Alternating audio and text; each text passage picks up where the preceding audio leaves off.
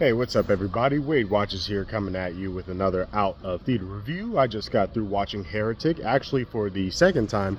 I actually saw this for the first time just only yesterday. Decided I need to see it again just to make sure I understood everything that was going on. That's typical for an A24 movie, no surprises there.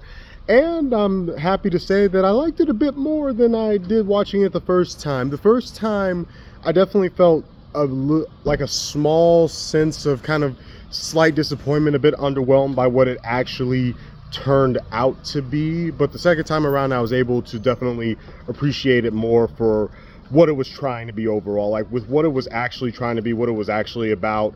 I guess I just got like a bigger sense of like a better understanding of that watching it for the second time. I'm like, okay, so this is what this is all about. So as advertised, this is a religious horror thriller, and it deals with that's one, honestly, like apart from movies, that's honestly one of my favorite things to talk about overall. I've said this before on this channel and I'll say it again. I myself am not devout, I'm not religious, but I love studying like world religions, theology, different faiths, different spiritualities, all that good stuff. So I'm delighted that we have a religious film out here that's not a propaganda piece pretty much. I'm glad that we have a film that honestly does just that, like compares different religions. It doesn't just talk about like Mormonism, though the two main characters in this film are what's the name of the full name of the church? They're missionaries, Mormon missionaries from the Jesus Christ Church of Latter-day Saints. Correct me if I'm wrong if you're a Mormon and you happen to be in the comment section, but I think I got that right.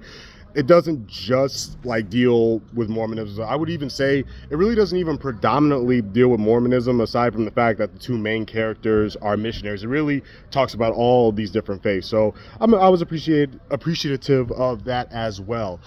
However, and I felt this way yesterday too watching it, I really did like the setup more than the actual, well, not the set, not the setup. I like the, like, kind of that first half, and like kind of like how more dialogue based it was, how it was just pretty much just like kind of like a one long extended conversation more than that whole other element of it that you probably are coming to see, which is, this is a claustrophobic hostage thriller where these two people are being held against their will. They're kidnapped. They got to figure out a way out of Hugh Grant's house.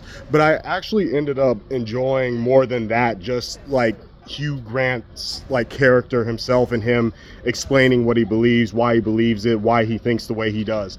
That to me was just like so well done, so well acted by Hugh Grant. Definitely my favorite performance of his. That like the whole like hostage situation thing, while it was passable, it wasn't like terribly executed, it wasn't poorly executed, it was tense enough, but it just gets so overshadowed by just how great like just Hugh Grant talking with these Mormon missionaries was. Because I'm gonna say right now that obviously Hugh Grant's a terrible person in this movie. He's holding these two people against his will, but his overall like thoughts on like theology and different world religions, I actually happen to agree with that. So it's like, it's another one of those cases with like a movie villain where it's like, you're crazy, you're doing crazy things, you're doing bad things, but I actually agree with your point of view. So there's that as well.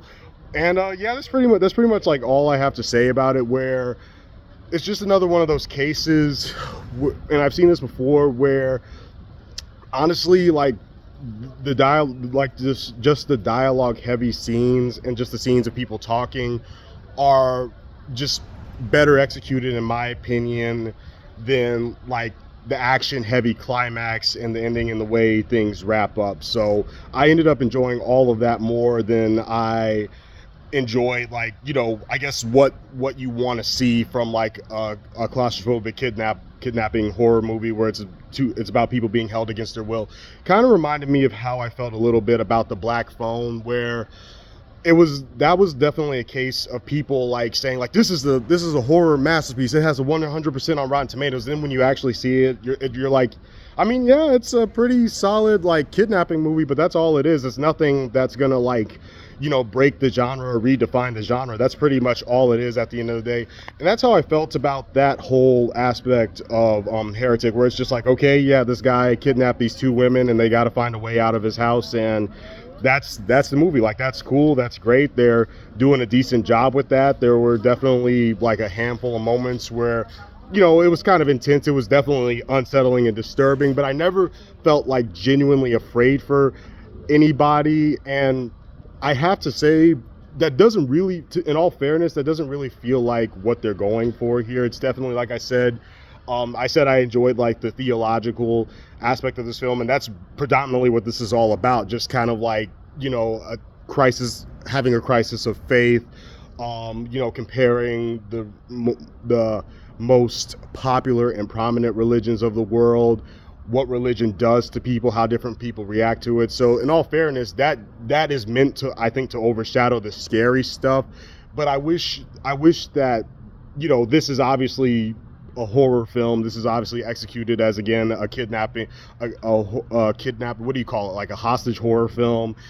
I wish that was on equal footing with the whole theological topic, because that, it just kind of felt like there wasn't as much effort put into, you know, oh, these two women are being kidnapped and held against their will, so much as this is what Hugh Grant's character thinks of religion, and this is how he reacts to religious missionaries coming to his door. So I wish they were just on equal footing, is what I'm saying.